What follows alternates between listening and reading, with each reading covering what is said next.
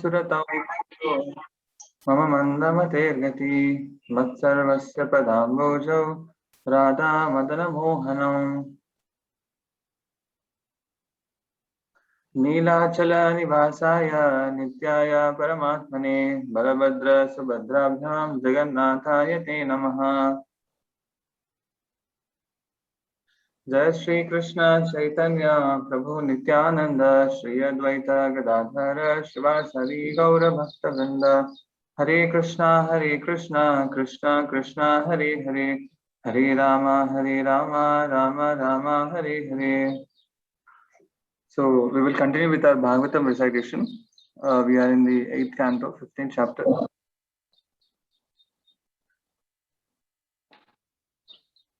श्रीराज उवाच बले पदत्रयं भूमे कस्माद्धरिरयाच्युत भूतेश्वरः कृपणवल् लब्धार्धोऽपि बबन्धतम्.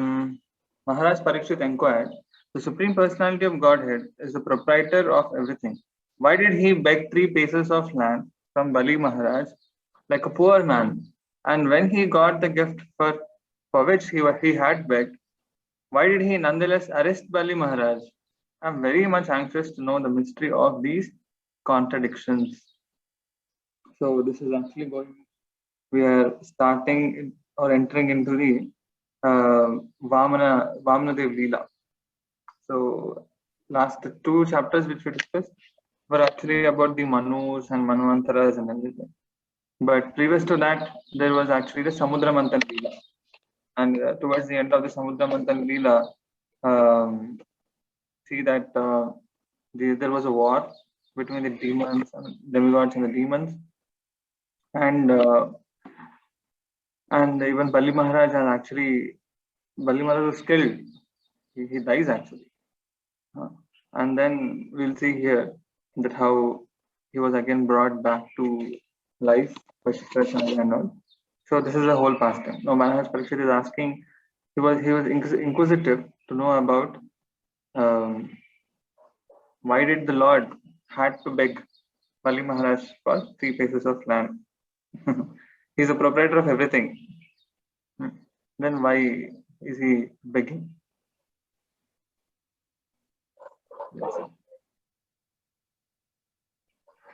एतद्वेदितुमिच्छामो महत् कौतूहलं हिना विष्णेश्वरस्य पूर्णस्य बन्धनं चापि अनागसः. Maharaj Parikshit inquired, the Supreme Personality of Godhead is the proprietor of everything. Why did he beg? So this is the same and two same translation. Why did he beg like a poor man? Nonetheless, arrest Bali Maharaj. Even if he begged and he got what he wanted, why did he have to arrest Bali Maharaj? And he actually pushed Bali Maharaj to the Sutala planet. So he's very anxious to know about it. Pastime. Shri Shuka Uvacha Parajita Shri Ashubhischa Hapito Indre Narajan Prabhubhi Sajivitaha Sarvatmanatan Abhajad Bruhun Bali Shishyo Mahatmartha Nivedanena. Sukadeva Goswami said, O king, when Bali Maharaj lost all his opulence and died in the fight, Shukracharya, a descendant of Bhrigu Muni, brought him back to life. Because of this, the great soul Bali Maharaj became a disciple of Shukracharya and began to serve him with great faith, offering everything he had. Shukracharya gave him a life, a second life. So he had all his mystic powers. So because of which he used them. Not only him and many others also, many other demons also, who had their bodies left. So he brought them to life. We see that towards the end there.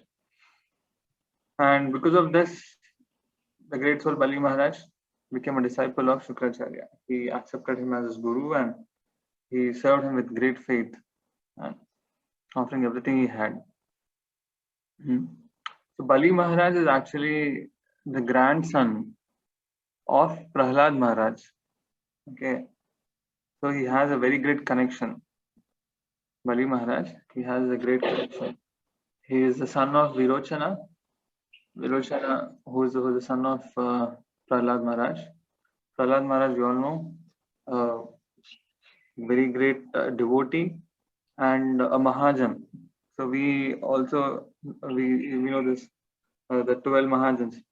Swayambhu, Narada, Shambhu, Kumara, Kapilo, Manu, Prahlado, Janako, Bhishmo, Balir, Vaya, Sakhi, Vayam. So these are all the great personalities who are the Mahabhagavats. Okay, great. Those devotees who have realized the Lord, have great realization of the Supreme Lord and the Bhagavatam. So they are actually called Mahabhagavats. So they are Swayambhu. Swayambhu is Brahma, Narada, Narada Muni, Shambhu, that is Lord Shiva, Kumara. Kumara is the Chatushkumaras. Kapilo, that is Lord Kapila. Manu, we also saw Manu. Manu is also a great devotee. Prahlado, Prahlad Maharaj, Janaka Maharaj. Janaka Maharaj is also a very great devotee. Bhishma Dev, we all know. Bali Maharaj, Bali Vayasakhi. Vayasakhi is Shukadev Goswami, right? Vayam is Yamaraj. Yamaraj is actually speaking the sloka to Yamadutas. This sloka comes in the Ajamila section when the Ajamila was trying to be taken away by the Yamadutas because he was very, very sinful. The Vishnudutas come and rescue him, and so then the Yamadutas go back to Yamaraj and they question that how is it that we were stopped? Till now, no one has stopped us. You are the supreme person. There is no person greater than you. Like that, Yamadutas were talking, expressing their concern to Yamaraj. And at that point of time, Yamaraj actually talks about this verse also. He talks. So then he mentions that how there are 12 Mahajans and I'm also one of the Mahajan. He talks that the Supreme Lord Vishnu is there. He is the Supreme Personality of Godhead, and his names are very powerful. Anyone who has uttered his name, we can't bring them to Naraka. Bring only those people who have not worshipped the Lord, who has not gone to the temple or not have any prasadam like that. He tells. So they are actually sinful. They have to be punished. And whoever has come in touch with the Lord, they have actually got purified of all their sins. So that's how the context is.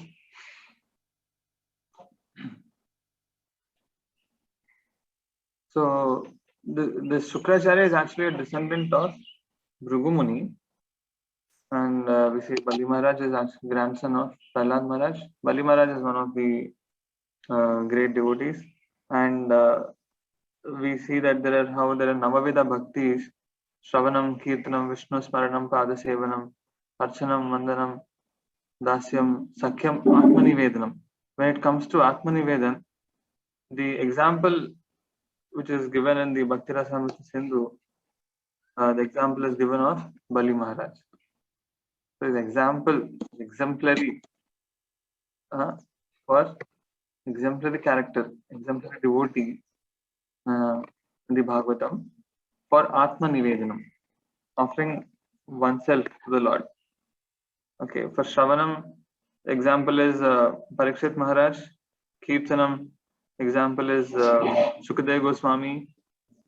Like that, there are many. Dasyam example is Hanumanji. Like that, so many are there. I don't exactly remember everyone. Smaranam example is given of Prahlad Maharaj, always able to remember the Lord in any situations. Right?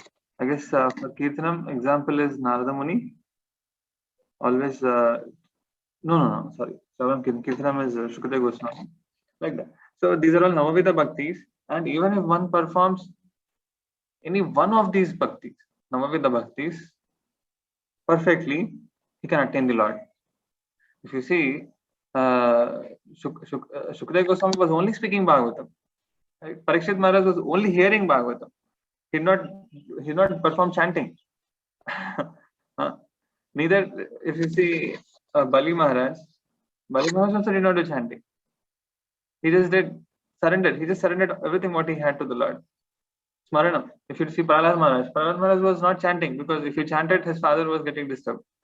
Right? He did not chant. He was doing Smaranam. So what I'm saying is, it's not that all are very powerful. Shravanam, Kirtanam, Vishnu, Smaranam, Atma, Sakhyam, Dasyam, all are very, very powerful. Even if someone performs one exclusively, then he can attain the Lord. He can attain perfection in his life. And we have example in the Bhagavatam of Ambarish Maharaj. So it is said Ambarish Maharaj has performed all of them. All of them. All the Navavidha Bhaktis. See, if you actually go to the Ambarish Maharaj section, so it is described over there that there are 2-3 slokas there which describe that how he's doing all the activities. He's covered all the 9 Navavidha Bhakti. Example of one who has covered all the Navavidha Bhakti is Ambarish Maharaj. So Bali Maharaj is one who, by offering everything he had impressed the Lord and attained the mercy of the Lord, and he's considered one of the Mahajans, very, very great devotees. So what is the connection? How did he become? He actually has a connection from where? From his grandfather, who is Prahlad Maharaj. Let's see all that. Tam Brahmana Bhrugava Priyamana Aya Jayan Vishvachita Trinakam Jigi Samanam Vidina Bishya Mahabhishekena Mahanubhava. The Brahmana descendants of Bhrigumuni were very pleased with Bali Maharaj, who desired to conquer the kingdom of Indra. Therefore, after purifying him and properly bathing him according to regulative principles, they engaged him in performing the yajna known as Vishwajit. So, conquering the Vishwa, winning over the whole universe. That is Vishwajit yajna. So, why here you can see the picture of Bhrigumuni. So, Bhrigumuni is a very great personality. This is the stories there in the Purana, doesn't come in the Bhagavatam actually. That how at a point of time all the sages, they wanted to evaluate who is the Supreme Lord. So some people were saying that Brahma is the Supreme. Some people said Vishnu is the Supreme. Some people said Shiva is the Supreme. Right? So then they all decided that someone has to go and test and prove to everyone who is the Supreme. So then they all decided that Bhrigumuni is a very great personality, great mystic yogi. Yeah, he can go to any loka, yes, and he has that much capacity. All the Ashtasiddhis and all. He's a very great yogi. So then all the sages decided that Bhrigumuni is going to test who is the Supreme. So Bhrigumuni went to Satyaloka. He went to meet Brahma, right? So when he went to meet Brahma is actually his father. Okay, so he did not pay obeisances to his father, to Brahma. Then Brahma saw that he has not paid obeisances to me, so then he became very angry, and Brahma became angry. So he could see that Brahma has become angry and that he did not pay obeisances to him. So he thought that Brahma cannot be supreme because he got tempted and he became angry, right? He got provoked. So there is a sloka in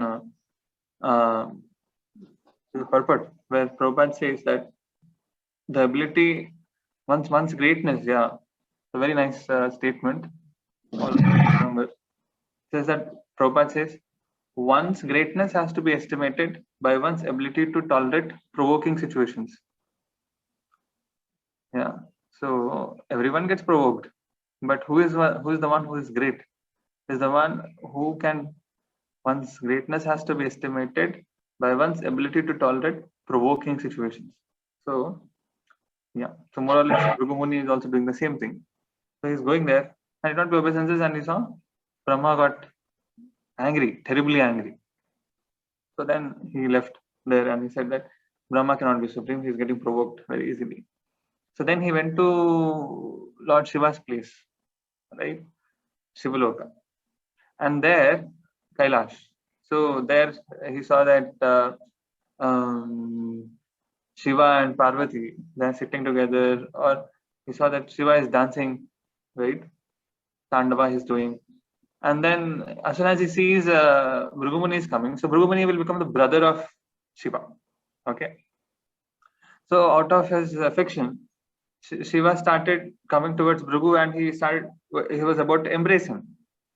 So when Bhrigu wanted to test him, so Bhrigu said, see, you don't embrace me. You always live in the smashan and your body, always there are snakes on your body. You always apply ashes on your body. You're very unclean. So I can't touch you. I'm a Brahmana. Like that. So he speaks insulting words. Then he sees that Shiva also is becoming angry, terribly angry. Shiva is about to open his third eye. Then Bhrigu left that place. He understood that Shiva is also not the supreme because he got so much provoked. Okay, so he cannot be the supreme. So then he went to Vaikuntha. Okay, so then this time actually to Brahma, Bhrigu Muni performed a physical aparadh. Okay, physical offense. Yeah, and not physical offense, it's a mental offense. Not physical, I'm sorry, mental offense, because he did not pay obeisances to him. Huh? And to Shiva, he performed a verbal offense. So verbal offense is a much more serious offense than a mental offense. So mentally not respecting a person is a okay, not so much serious. The higher, more serious than that is verbal. You speak something harsh to someone. Now he decided that I will test Vishnu. I will perform even more serious offense. Okay, what is that? Physical offense. So then he went to Vishnu, and Vishnu was lying on the Shesha, and Lakshmi Devi is pressing his feet. He's lying over there peacefully. Yeah. And Bhrigu Muni enters into Vaikuntha and straight away goes to Vishnu and kicks him on the chest with his leg. Okay. He kicks him on the chest with his leg. This is a very, very grave offense. Kicking Vishnu on the chest, physical offense. But what did Vishnu do? Vishnu just opened his eyes as if nothing has happened to him.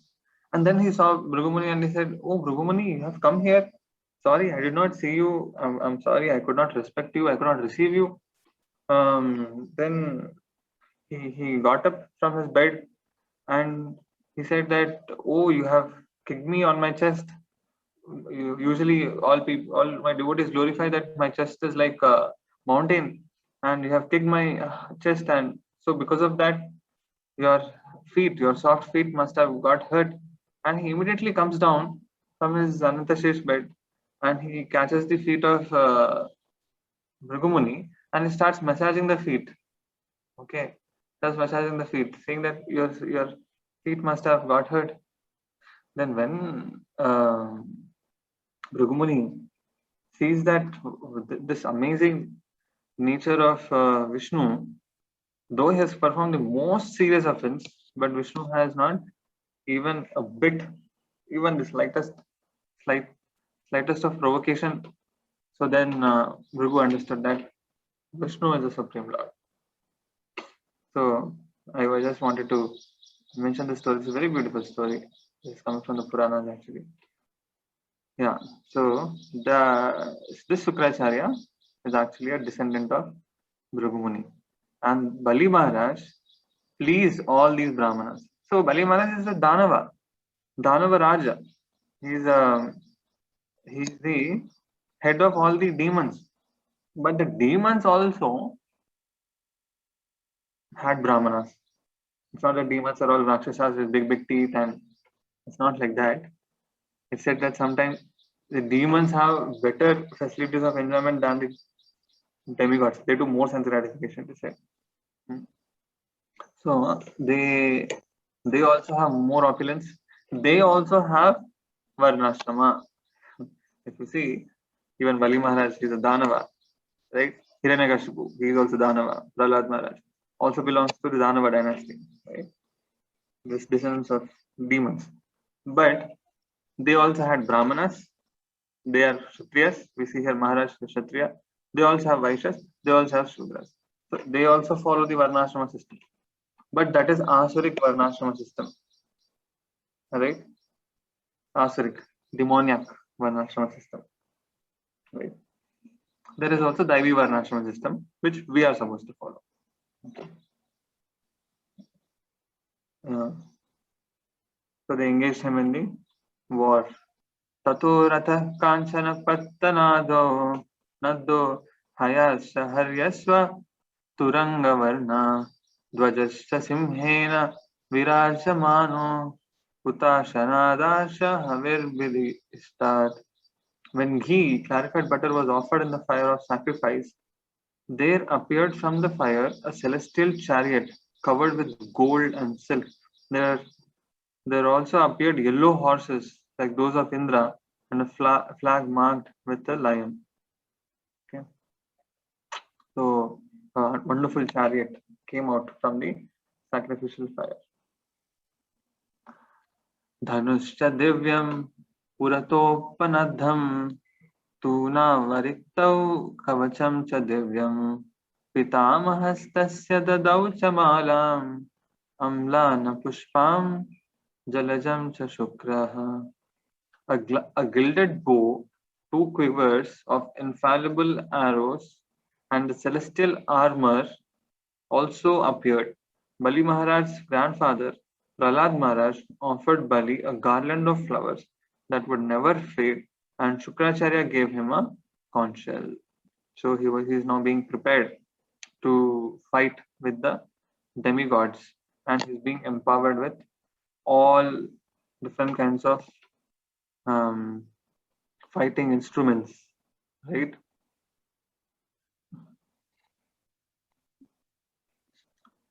Evam shaviprajitayo danardhas taikalpitasvastyayano savipran pradakshini kritya krita pranama prahradam amantraya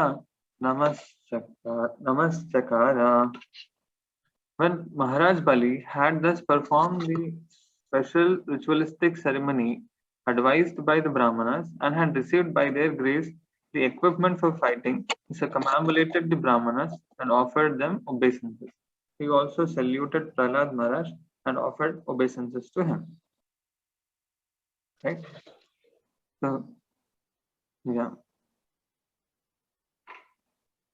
He has got all the equipments now to go and fight. Right.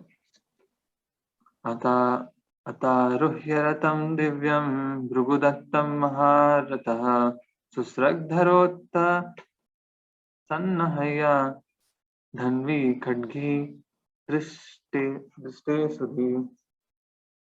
Then after getting on the chariot given by Shukracharya, Bali Maharaj, decorated with a nice garland, put protective armor on his body, equipped himself with a bow, and took up a sword and a quiver of arrows.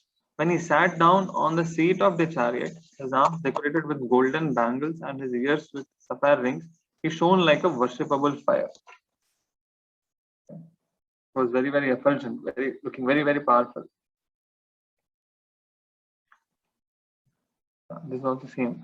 Hemangada Rasad Bahu Puran Makara Kundala Rajaratam Arudho Dishnyasta Iva Havyavat. Same thing, the same chariot. When he sat down on the seat of the chariot, his arms decorated with golden bangles and his ears sufferings, he shone like a worshipable fire. तुल्यैश्वर्य बलश्रीभिः स्वयूतैर्दैत्ययूतपै पिबद्भिरिव खं दृग्भिर्दहद्भिः परिधीनिव. When he assembled with his own soldiers and the demon chiefs, who were equal to him in strength, opulence, and beauty, they appeared as if they would swallow the sky and burn all directions with their vision. After thus gathering the demoniac soldiers, Bali Maharaj departed for the opulent capital of Indra. Indeed, he seemed to make the entire surface of the world tremble. So now he's ready and he's going to attack the Indraloka. And how did they appear? They were appearing so powerful that they would swallow the entire sky and burn all the directions with their vision. So Bali Maharaj, by serving Shukracharya and the other Brahmanas of the Bhrugumuni's descendants, he attained so much of power that he was appearing very, very effulgent and very, very powerful. Okay, so this is the power of serving the Brahmanas or the Vaishnavas or the Guru. So say, for example, if we take in that sense, actually the Guru, because the power of the Guru Kripa is the most powerful thing in the whole universe. So we also say that Mukam karoti vachalam pangum langayate girim yat kripa tamaham vande Sri Guru Dina Tarinam. So the meaning of this is that Mukam karoti vachalam. What is the power of the Guru? The power of the Guru is that he can make even a dumb man speak wonderful shlokas of glorification of the Lord. Mukam karoti vachalam. He can make them speak. Even a dumb man, by the grace of the Guru, can speak wonderful philosophy. Pangum langaya. Even a lame man can cross over the mountains. Okay, he can climb the mountains. Even a lame man. Mukam karoti vachalam pangum langayate girim yat kripa tamaham vande Sri Guru Dina Tarinam. So we are actually offering obeisances to the Guru, by whose mercy, even a lame man can climb mountains, even a dumb man can speak. Okay, so that is the power of the mercy of the Guru. So here also Bali Maharaj has gained tremendous power and tremendous blessings by serving his Guru, Shukracharya, offering everything faithfully, serving whatever he had.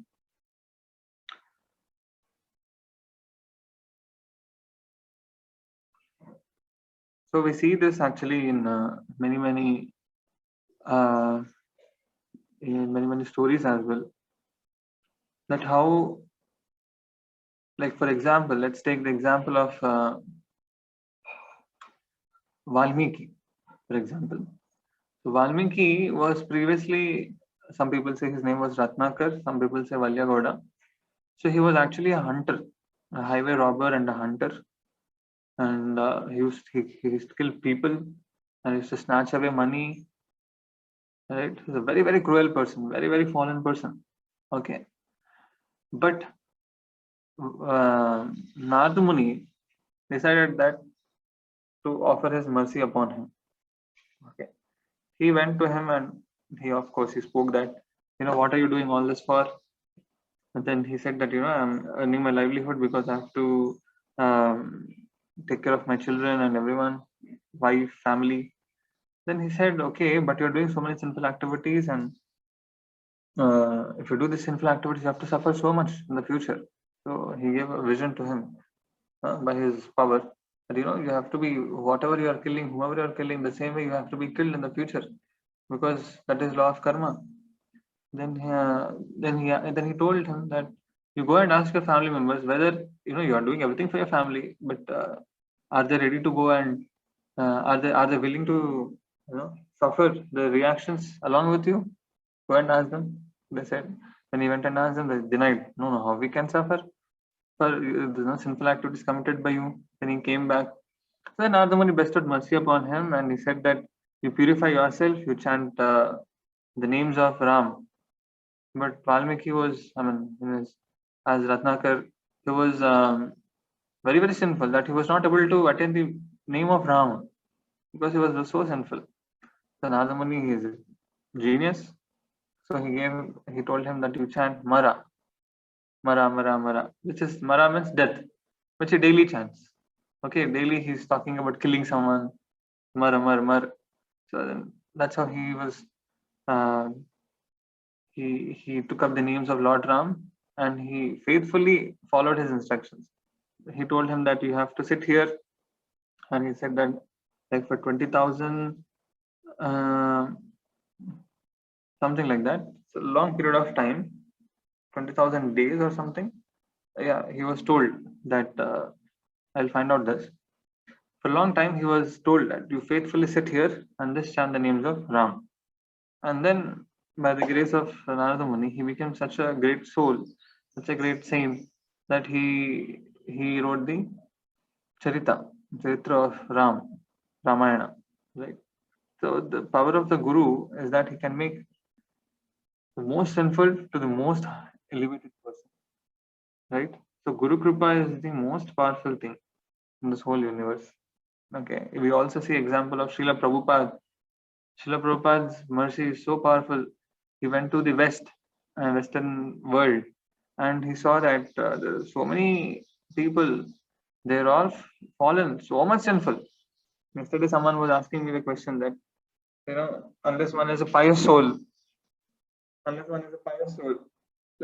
he can't be, he can't take up devotional service. But we see Prabhupada, he has made the most impious people who were into drug addiction, illicit sex, gambling, intoxication. They did everything. Okay, and Prabhupada used to say sometimes they are all mlichas, yavanas, right? Eating cow flesh, very sinful actually. But he made them excellent devotees, first class devotees. Some of them were given even sannyas, and many of us are all disciples of them in ISKCON, right? So that's the power of great souls, and they all faithfully served. It's not that they all had faith.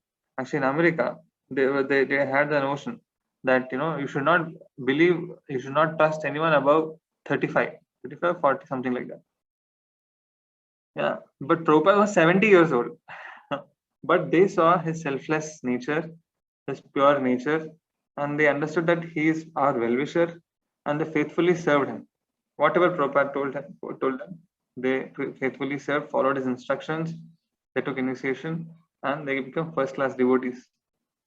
We also see example of Jagai Madai, delivered by Lord Nityananda Prabhu. Right? They were ultra sinful. They were the first number one sinful people, criminals in the whole of Bengal, right? But Nityananda Prabhu delivered them, right? And Prabhupada has delivered thousands and thousands of such Jagais and Madais in Kaliuga. So it's not necessary that for bhakti one has to be necessarily pious. Whatever piety is required, that is also said, that is given by bhakti itself. So whatever purity is required, this is there in actually Madhurya Kadambini. I think it's there, it is described. I think Vishwanath Chakravarti Thakur. Yeah, he describes there that for bhakti, what is required is bhakti only. Bhakti doesn't depend on pious activity, doesn't depend on sinful activity. But bhakti requires purity, definitely. That's what Prabhupada also said to all the disciples. Now you have started chanting, you have taken initiation from me. Now onwards, no more intoxication, no more gambling, no illicit sex. You have to stop all these things. You shouldn't do all these things. Because you can't be sinful and at the same time Krishna conscious. Okay, sense gratification and Krishna consciousness go ill together. So you can't be that, right? So then Prabhupada said, you have to stop. No more sins. No more sins now. By the power of Guru, all your sinful activities are taken away. That is what happens when Initiation actually happens when you accept the Guru. After when the fire yajna happens, when he accepts you, he's actually taking away all sinful activities, right? All your sinful karma. I'm sorry, sinful karma. He's actually taking away, and is giving a new birth. That is why initiation or diksha is considered to be the second birth. Okay, so the first birth is given by the material father. Second birth is given by the spiritual father. And who is the mother? Mother is the Shiksha, the Vedas, the Shiksha which the our Guru gives. That is the Vedic Shastra. He definitely obviously speaks the Shastra. The Vedas are the mother. Father is the Guru because he's giving us the second birth. Because first birth is human birth. Unless you have a human body, you can't perform. You can't perform your life. You can't perfect your life. But that human body is not sufficient because you are born with so much of sinful activity, sinful karma, and you have to start bhakti, and for that you need the shiksha, and that is given by the Guru. And you need the mantra, the Harinam, by chanting which you can actually perfect your life. So this is how it is. So Prabhupada, this is the power of the Guru. Essentially what I'm saying is the Guru Kripa is the most powerful thing. So when someone becomes a Vaishnava, right, and previously you see that he was very, very sinful. So if you think that, and if you look him down or you offend him, talking about his previous background, that he was very, very sinful, he did drinking or meat eating or whatever, that is a very great offense. Why? Because as soon as one had accepted a spiritual master and he has got a new birth, you can't talk him, you can't analyze him, you can't judge him with what he was before. You can't do that. Now he has crossed over the bodily conceptions, right? And he has got a spiritual name, and his body he is using it in the service of his Guru and the Parampara and Krishna. So that body should be considered as spiritual, and he has got a new birth. So he shouldn't be seen with any material, his material past. He shouldn't be judged with that. So that is a very great offense actually. It's one of the Namaprats which we discuss in the morning. Okay. So the power of Guru is very, very wonderful. It's amazing. And that is the most powerful thing in this whole universe. It's the same shloka. Vrito Vikarshan Mahatim Asurim Dvajanim Vibhu Yaya Indrapurim Sridham Kampayan Ivarodasi Ramya Upavano Dhyane Srimadbhir Nandanadivi Kujad Vihanga Mitunair Gayan Matta Madhuvratai Pravala Fala Pushporu Bharas Shakhamaradrumai. King Indra's city was full of pleasing orchards and gardens, such as the Nandanandana garden. Because of the weight of the flowers, leaves, and fruit, the branches of the eternally existing trees were bending down. The gardens were visited by pairs of chirping birds and singing bees. The entire atmosphere was celestial. This is describing the Indra's city, how it is, right? It was very, very beautiful. So this is Swargaloka. Swargaloka is much, much more beautiful, actually. People think about going to European countries, right? Where they can find beautiful sceneries and everything. But in the Nandanandana gardens, King Indra's opulence is much, much more than what we see on this material world, right? So he's going to attack this place now. Hamsa Sarasa Chakrahva Karandava Kula Kula Nalinyo Yatra Kridanti Pramada Surasevita. Beautiful woman protected by the demigods, sported in the gardens. which had lotus ponds full of swans, cranes, chakravakas, and ducks. Okay, it was a very, very beautiful place. So if someone performs a lot of pious activities, karma kanda. So someone asked the question yesterday that Shukadeva Goswami had mentioned that the Gopas had done a lot of pious activities. So pious activities are basically good activities. So these pious activities can be divided into karma kanda pious activities, jnana kanda pious activities, and bhakti also. Okay, all of them together are called as pious activities. Okay, so karma kanda pious activities are there where you do sacrifices and you offer like Ashwamedha Yagna or whatever. So mostly they are performed for the demigods, for some material desires. Okay, so these kind of karma kanda activities will give you elevation to the heavenly planets. Pious activities, karma kanda pious activities.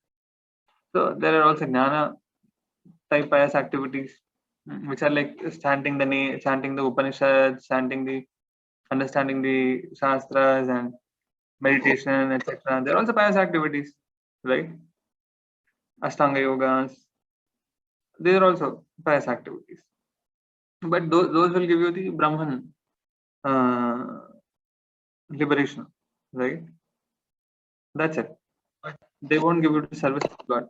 So those pious, there are bhakti pious activities also, like we do chanting, Navavidha bhaktis. All of them are also pious activities only. But they are bhakti yukta punya karmas.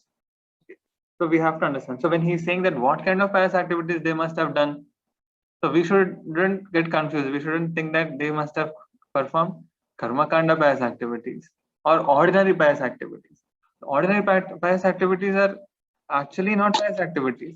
They are sinful only, because say suppose you give some money to someone, for example, and if suppose that person, so you out of your compassion or whatever, you give someone some favor, right? But that person, if suppose he uses it in a sinful way, so you also get the reaction of that. Suppose you give Lakshmi to someone, the beggar, and then at the end of the day he accumulates some 100 rupees. Okay, you give 10 rupees, 20 rupees, someone gives 10 rupees, 10 rupees, and finally at the end of the day he goes to a wine shop and he purchases a small bottle and he drinks. You also get the sinful reaction for that. Okay, right? Suppose you give some education to someone, free education, and that person becomes some scientist and he designs something. Suppose he designs a bomb, for example, and which is used for destroying the universe, or destroying the world, or in warfare or whatever. And that violence, whatever karma is there, that karma you also will get. Okay, so we have to see the ordinary pious activities are actually not pious. Because if people are sinful, then you get that sinful reaction also. So there are very ordinary activities, some charitable work, etc. Then there are karma kanda pious activities and jnana kanda pious activities, and also bhakti yukta punya karmas also. So we must understand that the highest benefit a person will get is actually through the bhakti yukta karmas, bhakti yukta punyas. Okay. So normally Shukadeva Goswami uses that word as punya, referring to the bhakti yukta karmas actually, because Bhagavatam is all talking about bhakti only. There is no talking about karma kanda anywhere in the Bhagavatam, because Bhagavatam is all Shuddha Bhakti, not just ordinary bhakti, it's Shuddha Bhakti, pure devotion only, right? So how can Shukadeva Goswami talk about some karma kanda pious activities? No, he's talking about the bhakti, activities of the bhakti, angas of the bhakti. They are the actual punya karmas. I guess we are time. We are on time up. We can stop over here. Is there any questions devotees can ask? Prabhuji, please show 11th verse once. 11th verse, Mataji? 1 second. 11. Yeah, 10 and 11 is actually continuation. They have the same translation, because I can't put all of them at once. It becomes clumsy. So we had to. You have any question over here? No, Prabhuji. I just wanted to refer once. Okay. Hare Krishna, Prabhu. Hare Krishna Mataji. Prabhuji, other than Shukracharya's guru, who all are the descendants of Bhrigu Muni? I don't know their names, Mataji, but I don't know. I have to find that out. I don't know the descendants. Maybe Bhrigu Muni is also demon only. they are not. They are actually Brahmanas. They are not demons. They are Brahmanas. So some Brahmanas usually favor the demons. Some Brahmanas favor the demigods. So they are not demons exactly. They are Brahmanas only, but they are usually worshippers of Lord Shiva or Lord Brahma or any other demigods. Okay, Shukracharya is considered as demon only, no? Shukracharya is a Considered as demon only, no? Demon's guru. demon's guru. Yes, he is a demon's guru. Okay. Daitya, yeah, Daitya Purohita. He is actually a Purohit for them. Okay. But they are not demoniac like the demons. Like the demons, how they do sense gratification. These Brahmanas don't do. The Brahmanas are Brahmanas. They follow their dharma, everything properly. But usually they are not Vishnu Bhaktas. Okay. Yes. Any other question? Or some devotees like to add something?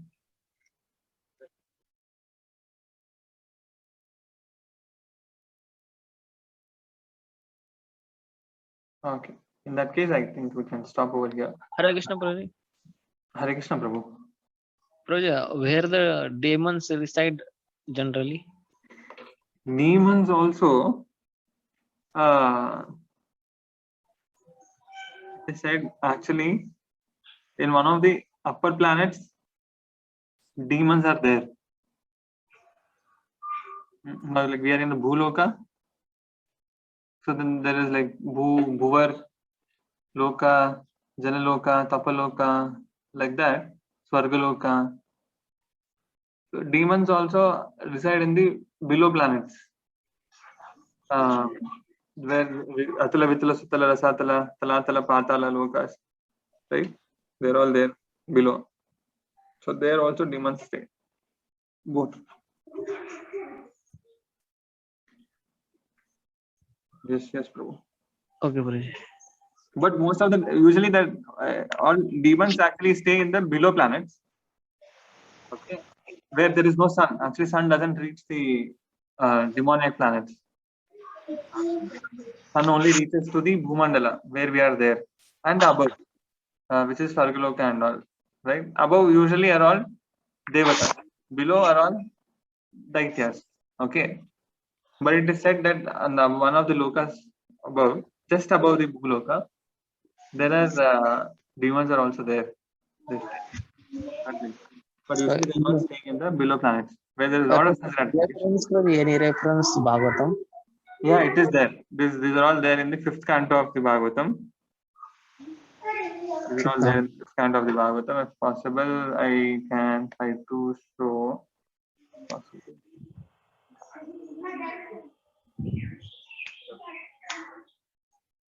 Any other questions? No. Prabhuji, how come demons are situated in the upper planet, in one of the upper planets? Yes, Mataji, they are also situated. I mean, by the activities and all, people often go to upper planets, no? So how come demons are also?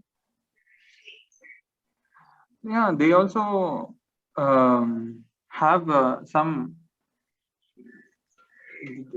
They also perform, karmakanda activities, right?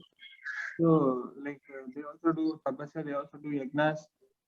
They do it, but the only difference between the devatas and the danavas is that devatas worship the Supreme Lord Vishnu, but all others they worship Lord Shiva and others. They get benefits from them actually. Okay, yeah. So they get benefits. Danavas also are there.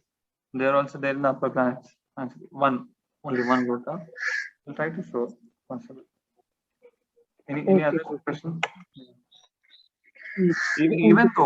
Even though we are thinking that the Anavas are actually in the lower planets, but they're having much better sense gratification than the Devatas.